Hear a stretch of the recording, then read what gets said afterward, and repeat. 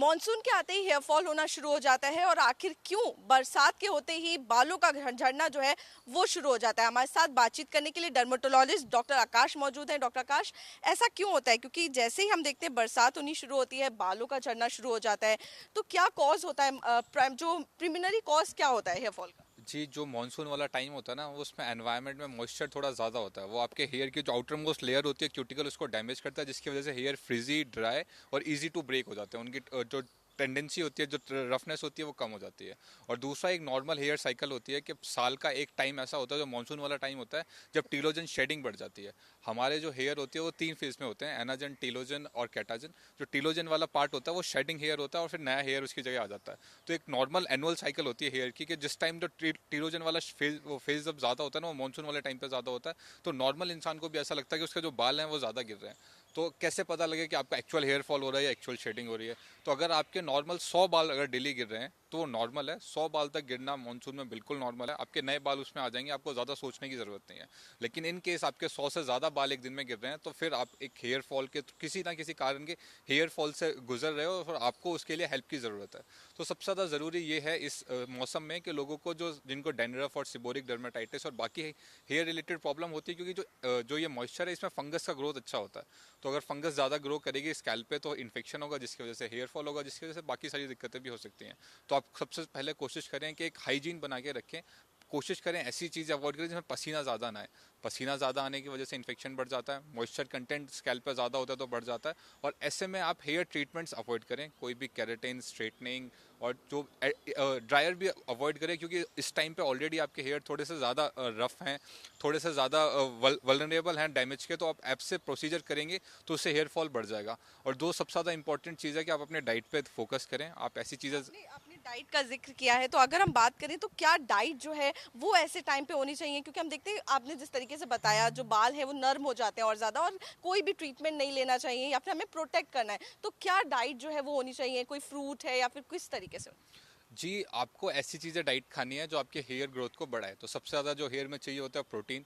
तो आपको protein rich diet खाइए, तो नए हेयर जितने बनेंगे वो हेल्दी बनेंगे और उनके जो जो बचे हुए हेयर्स हैं उनकी भी टेंसाइल स्ट्रेंथ थोड़ी बढ़ जाएगी, ताकि वो जल्दी गिरेंगे नहीं। दूसरा, आयरन। एक अनीमिया होना, मतलब खून की कमी होना, एक बहुत बड़ा कॉज है फीमेल्स में लंबे समय तक हेयर फॉल रहने का। तो ऐसी चीज़ें खाइए जिसमें अनीमिया, मतलब जिसमें आयरन ज़्यादा है। तो जितने भी रेड चीज़ें होती हैं, एप्पल, अनार और जितने भी लाल चीज़ें होती है उसमें आयरन कंटेंट ज़्यादा होता है, तो वो चीज़ें ज़्यादा खानी है। साथ ही आपको ऐसी चीज़ें खानी है जिससे आपके बायोटीन कंपोनेंट, जो माइक्रो न्यूट्रिएंट्स होते हैं ना, उनकी कमी अधिकतर लोगों को रहती है। और ऐसे टाइम पे जब पसीना ज़्यादा आ रहा है, लोगों को काम ज़्यादा करना पड़ रहा है और बॉडी रिकवर कर रही है किसी ट्रॉमा से, तो उसमें उसकी रिक्वायरमेंट और ज़्यादा बढ़ जाती है। तो साथ में आप घर पे मल्टी वाइटामिन सप्लीमेंट्स भी ले सकते हैं। अगर बात करें तो कुछ होममेड रेमेडीज हैं, क्योंकि अक्सर लोग जो होते हैं वो डॉक्टर पास जाना अवॉइड करते हैं, घर में ही अपने नुस्खे आजमाते हैं। तो कोई रेमेडी जो रेनफॉल बरसात में लोग कर सकते हैं अपने हेयर्स को प्रोटेक्ट करने के लिए? जी, सबसे ज़्यादा ज़रूरी ये है कि जो एयर पॉल्यूशन की वजह से जो बारिश का पानी है ना, वो भी बड़ा डेंजरस है बालों के लिए, क्योंकि इसको हम कहते हैं एसिड रेन। कि जब एयर में सल्फाइड और नाइट्राइड कंटेंट ज़्यादा होता है और वो जब बारिश के पानी के साथ मिलकर आके आपके स्कैल्प पे लगता है, तो स्टार्टिंग वाली जो रेन्स होती है ना, वो डैमेज करती हैं आपके स्कैल्प को बहुत ज़्यादा। तो आप कोशिश करें बारिश में ना भीगें डायरेक्टली। एटलीस्ट ये इनिशियल वाला फेज, जब जब तक रोज़ बारिश ना हो, फिर तो वो कम हो जाता है, क्योंकि विद द फ्लो इतना बनी नहीं पता जितना बारिश हो रही है। और दूसरा, आप बहुत ज़्यादा ऑयल लगाना अवॉइड करें बालों में। ऐसे टाइम पे ऑयल लगाने की वजह से भी प्रॉब्लम बढ़ जाती है। और घर में सबसे बेटर यही है कि आप अननेसेसरी ट्रीटमेंट्स अवॉइड करें और अपने डाइट पे फॉलो करें और सिर्फ नॉर्मल कंघे से बाल करें। और कोई भी कॉस्मेटिक कंडीशनर लगाना इज़ ओके, बट बाकी चीज़ें जो हेयर स्प्रे वगैरह लगाना है वो सब अवॉइड करें, इस पे ना लगाएं। आपने बोला ऑयलिंग, क्योंकि ऑयलिंग एक बहुत डिबेटेबल इशू है, टॉपिक है। तो ऑयलिंग अगर हम अवॉइड करते हैं तो काफ़ी ज़्यादा लोगों की शिकायत रहती है रफ होने बाल।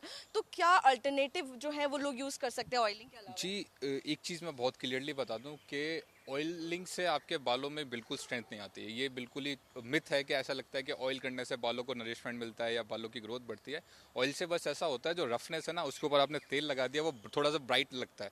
वो देखने में थोड़े हेयर अच्छे लगते हैं, लेकिन उससे सिर्फ आपको प्रॉब्लम होती है क्योंकि ऑयल स्कैल्प पे जब होता है तो वहाँ पे सिबोरिक डर्मेटाइटिस और फंगस की ग्रोथ बहुत अच्छे से होती है, और आपका जो भी ऑयल आप लगाते हो वो रूट तक कभी पहुँचता नहीं, जहाँ पे एक्चुअल बालों को न्यूट्रिशन की ज़रूरत है। तो आप उससे लगाने से आप सिर्फ अपने स्कैल्प पे इन्फेक्शन और बाकी चीज़ों के लिए आप प्रमोट कर रहे हो, it's making a better habitat for them to grow. तो आप अवॉइड करें। कंडीशनर लगाना इसलिए ठीक है क्योंकि कंडीशनर स्टिक नहीं करता बालों पे लंबे समय के लिए, वो एब्जॉर्ब हो जाता है उसकी केराटिन लेयर से। तो आप कंडीशनर लगाएं, तेल हो सके तो ना लगाएं, और लगाएं तो हफ्ते में बस एक बार लगाएं। हफ्ते में 3 बार कम से कम बालों पे शैम्पू करें, और जितना हो सके उतना ट्रीटमेंट और बहुत ज़्यादा रफनेस बालों में कोई भी ऐसा हेयर स्टाइल अवॉइड करें जिसमें बाल खिंच रहे हों, क्योंकि बाल खिंचने की वजह से भी लड़कियां इतनी टाइट बियर्ड्स वगैरह बांध के रखते हैं जिससे खिंच रहा होता है, तो उससे भी हेयर डैमेज और उसकी वजह से हेयर फॉल बढ़ जाता है। बहुत बहुत शुक्रिया। तो साफ तौर पर देखिए कई सारी चीज़ें हैं जो आप घर में ही कर सकते हैं अपने बालों को प्रोटेक्ट करने के लिए। साफ तौर पर अगर बात करें ऑयलिंग का, तो ऑयलिंग जो है आप रिड्यूस कर सकते हैं। शैम्पू करना जो है आप इंक्रीज़ कर सकते हैं, क्योंकि ऐसे टाइम पे स्वेटिंग जो है वो बहुत ज़्यादा होती है, और आपको बारिश के पानी से जो इनिशियल बरसात होती है उसके पानी से आपको अपने बालों को बचाना है। तो इन चीज़ें करके कहीं ना कहीं आप अपने बालों को जो रेमेडीज़ हैं उनको अपनाकर अपने बालों का जो एक्सेसिव हेयर फॉल है उसको कहीं ना कहीं कंट्रोल करने में कामयाब हो सकते हैं। मैं आरजू सेठ, कैमरा पर्सन दीपक के साथ, इंडिया न्यूज़, दिल्ली।